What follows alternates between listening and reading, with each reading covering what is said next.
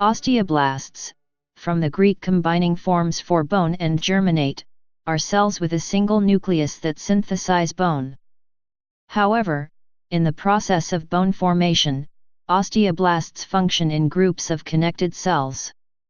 Individual cells cannot make bone. A group of organized osteoblasts together with the bone made by a unit of cells is usually called the osteon. Osteoblasts are specialized, terminally differentiated products of mesenchymal stem cells. They synthesize dense, cross-linked collagen and specialized proteins in much smaller quantities, including osteocalcin and osteopontin, which compose the organic matrix of bone.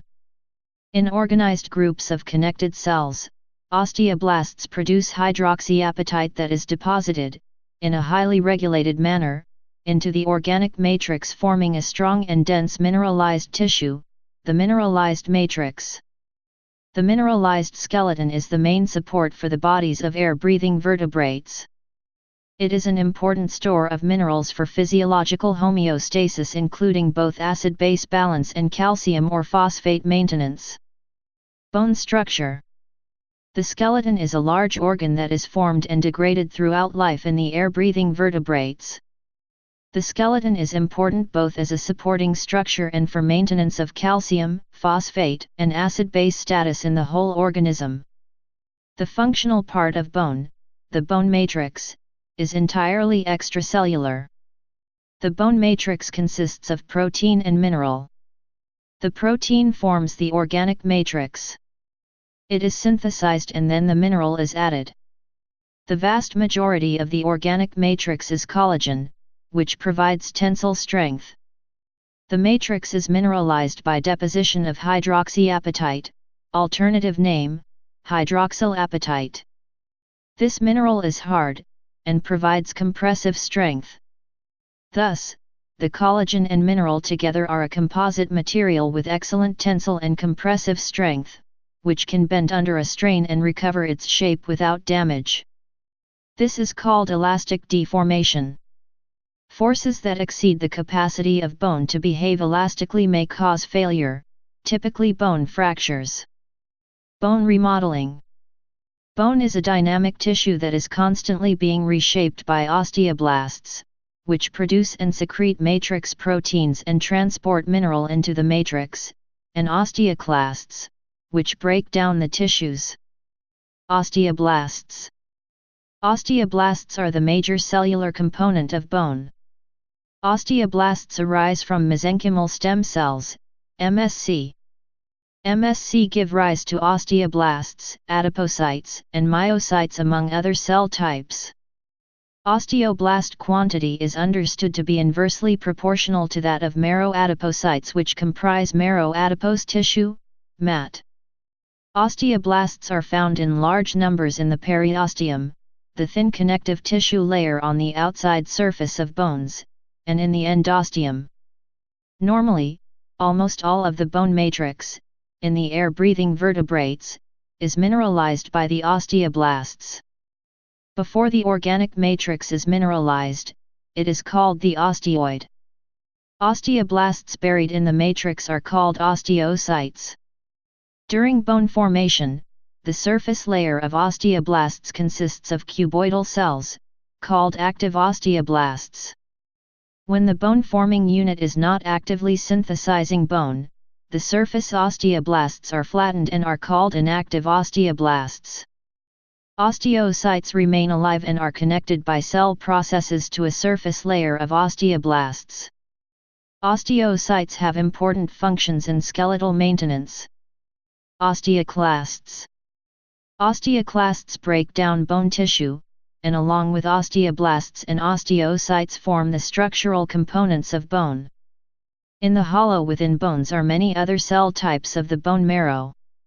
Components that are essential for osteoblast bone formation include mesenchymal stem cells, osteoblast precursor, and blood vessels that supply oxygen and nutrients for bone formation. Bone is a highly vascular tissue. An active formation of blood vessel cells, also from mesenchymal stem cells, is essential to support the metabolic activity of bone. The balance of bone formation and bone resorption tends to be negative with age, particularly in postmenopausal women, often leading to a loss of bone serious enough to cause fractures, which is called osteoporosis. Osteogenesis. Bone is formed by one of two processes, endochondral ossification or intramembranous ossification. Endochondral ossification is the process of forming bone from cartilage, and this is the usual method. This form of bone development is more complex. It follows the formation of a first skeleton of cartilage made by chondrocytes, which is then removed and replaced by bone, made by osteoblasts. Intramembranous ossification is the direct ossification of mesenchyme, as happens during the formation of the membrane bones of the skull and others. During osteoblast differentiation, the developing progenitor cells express the regulatory transcription factor SPF1/RUNX2. A second required transcription factor is SP7 transcription factor. Osteochondra progenitor cells differentiate under the influence of growth factors, although isolated mesenchymal stem cells in tissue culture form osteoblasts under permissive conditions that include vitamin C and substrates for alkaline phosphatase, a key enzyme that provides high concentrations of phosphate at the mineral deposition site. Bone morphogenetic proteins. Key growth factors in endochondral skeletal differentiation include bone morphogenetic proteins, BMPs, that determine to a major extent where chondrocyte differentiation occurs and where spaces are left between bones. The system of cartilage replacement by bone has a complex regulatory system. BMP2 also regulates early skeletal patterning.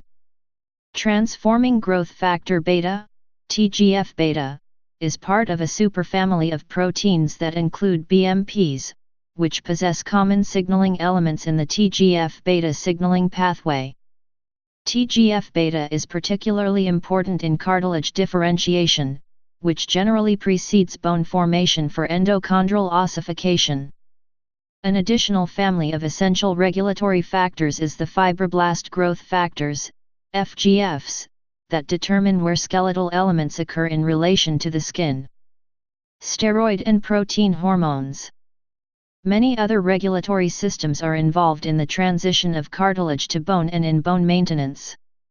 A particularly important bone-targeted hormonal regulator is parathyroid hormone, PTH. Parathyroid hormone is a protein made by the parathyroid gland under the control of serum calcium activity. PTH also has important systemic functions, including to keep serum calcium concentrations nearly constant regardless of calcium intake. Increasing dietary calcium results in minor increases in blood calcium. However, this is not a significant mechanism supporting osteoblast bone formation, except in the condition of low dietary calcium. Further, abnormally high dietary calcium raises the risk of serious health consequences not directly related to bone mass, including heart attack and stroke. Intermittent PTH stimulation increases osteoblast activity, although PTH is bifunctional and mediates bone matrix degradation at higher concentrations. The skeleton is also modified for reproduction, and in response to nutritional and other hormone stresses, it responds to steroids, including estrogen and glucocorticoids, which are important in reproduction and energy metabolism regulation.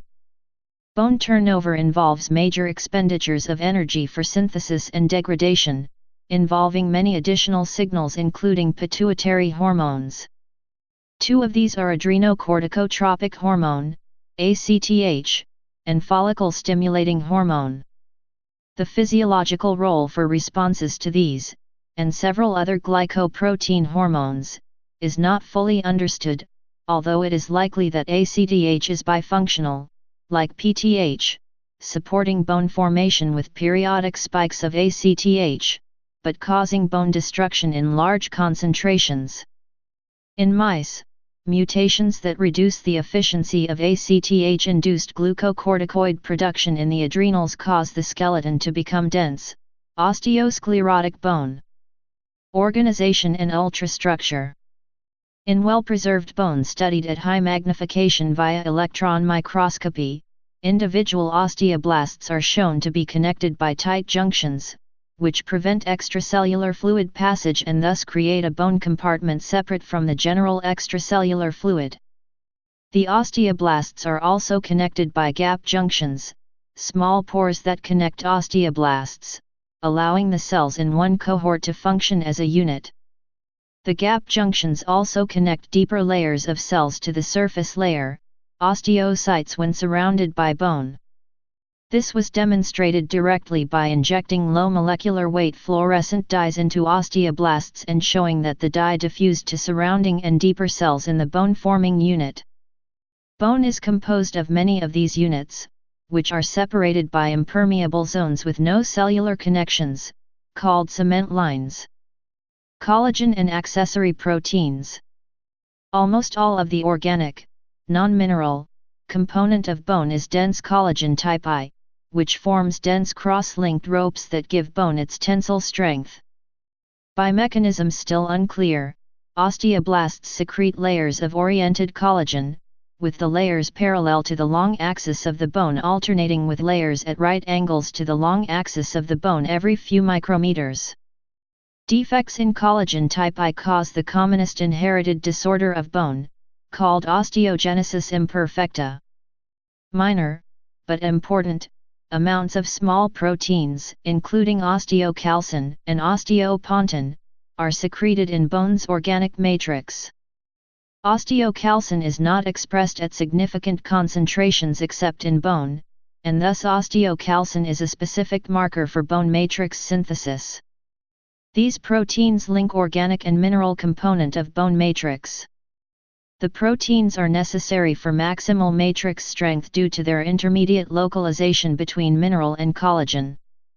However, in mice where expression of osteocalcin or osteopontin was eliminated by targeted disruption of the respective genes, knockout mice, accumulation of mineral was not notably affected, indicating that organization of matrix is not significantly related to mineral transport. Bone versus cartilage. The primitive skeleton is cartilage, a solid avascular, without blood vessels, tissue in which individual cartilage matrix secreting cells, or chondrocytes, occur.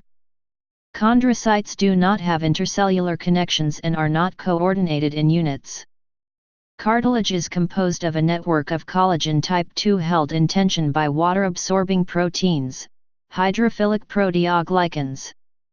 This is the adult skeleton in cartilaginous fishes such as sharks. It develops as the initial skeleton in more advanced classes of animals. In air-breathing vertebrates, cartilage is replaced by cellular bone. A transitional tissue is mineralized cartilage. Cartilage mineralizes by massive expression of phosphate-producing enzymes, which cause high local concentrations of calcium and phosphate that precipitate. This mineralized cartilage is not dense or strong. In the air-breathing vertebrates it is used as a scaffold for formation of cellular bone made by osteoblasts, and then it is removed by osteoclasts, which specialize in degrading mineralized tissue. Osteoblasts produce an advanced type of bone matrix consisting of dense, irregular crystals of hydroxyapatite, packed around the collagen ropes. This is a strong composite material that allows the skeleton to be shaped mainly as hollow tubes.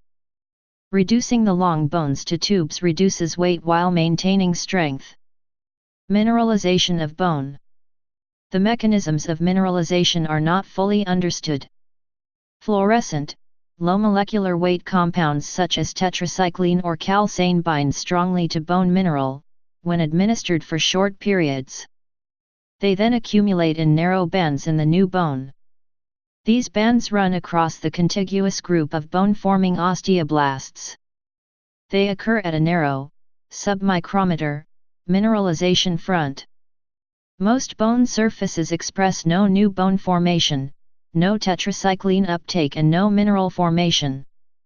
This strongly suggests that facilitated or active transport, coordinated across the bone-forming group, is involved in bone formation, and that only cell-mediated mineral formation occurs. That is, dietary calcium does not create mineral by mass action. The mechanism of mineral formation in bone is clearly distinct from the phylogenetically older process by which cartilage is mineralized.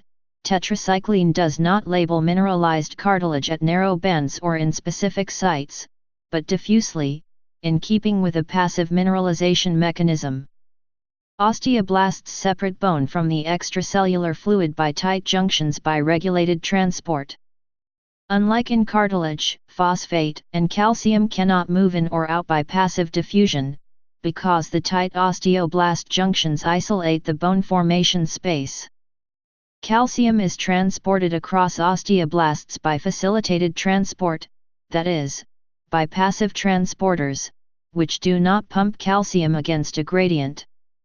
In contrast, phosphate is actively produced by a combination of secretion of phosphate-containing compounds, including ADP, and by phosphatases that cleave phosphate to create a high phosphate concentration at the mineralization front. Alkaline phosphatase is a membrane-anchored protein that is a characteristic marker expressed in large amounts at the apical, secretory, face of active osteoblasts. At least one more regulated transport process is involved. The stoichiometry of bone mineral basically is that of hydroxyapatite precipitating from phosphate, calcium, and water at a slightly alkaline pH. In a closed system as mineral precipitates, acid accumulates, rapidly lowering the pH and stopping further precipitation. Cartilage presents no barrier to diffusion and acid therefore diffuses away, allowing precipitation to continue. In the osteon, where matrix is separated from extracellular fluid by tight junctions, this cannot occur. In the controlled, sealed compartment, removing HN drives precipitation under a wide variety of extracellular conditions, as long as calcium and phosphate are available in the matrix compartment. The mechanism by which acid transits the barrier layer remains uncertain.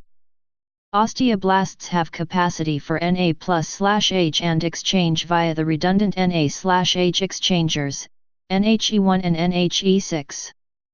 This H and exchange is a major element in acid removal, although the mechanism by which H and is transported from the matrix space into the barrier osteoblast is not known. In bone removal, a reverse transport mechanism uses acid delivered to the mineralized matrix to drive hydroxyapatite into solution. Osteocyte feedback. Feedback from physical activity maintains bone mass, while feedback from osteocytes limits the size of the bone-forming unit. An important additional mechanism is secretion by osteocytes, buried in the matrix, of sclerostin, a protein that inhibits a pathway that maintains osteoblast activity. Thus, when the osteon reaches a limiting size, it inactivates bone synthesis. Morphology and histological staining. Hematoxylin and eosin staining, HNE, shows that the cytoplasm of active osteoblasts is slightly basophilic due to the substantial presence of rough endoplasmic reticulum. The active osteoblast produces substantial collagen type I. About 10% of the bone matrix is collagen with the balance mineral. The osteoblast's nucleus is spherical and large. An active osteoblast is characterized morphologically by a prominent Golgi apparatus that appears histologically as a clear zone adjacent to the nucleus. The products of the cell are mostly for transport into the osteoid, the non-mineralized matrix. Active osteoblasts can be labeled by antibodies to type I collagen, or using naphthol phosphate and the diazonium di-fast blue to demonstrate alkaline phosphatase enzyme activity directly. Please subscribe and thanks for watching.